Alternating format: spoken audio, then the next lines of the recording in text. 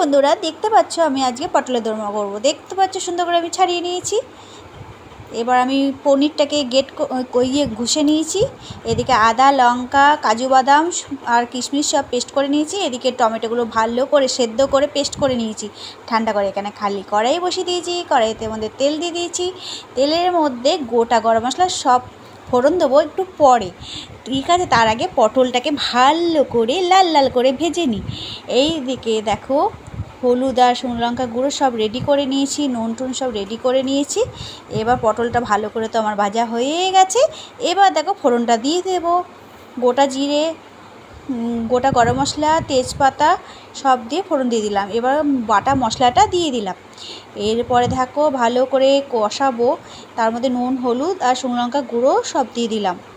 ভালো করে কষাবো, যত কষাবে তত টেস্টি হবে। এখানে দেখতেই পাচ্ছ ভালো করে কষাচ্ছি।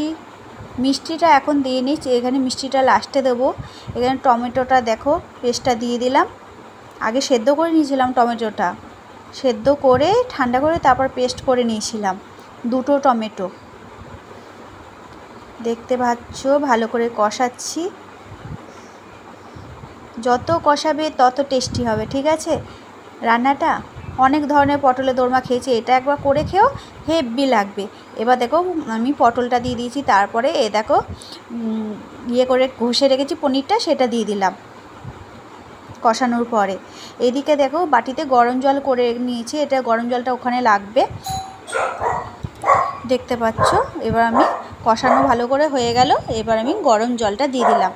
ভালো করে নাড়াচাড়া করতে হবে যেন আবার তলায় না লেগে যায়। এরপরে আমি একটু সিমটা কমিয়ে দিয়েছিলাম, টকবক করে ফুটলো, তারপরে আমি কমিয়ে দিয়েছিলাম।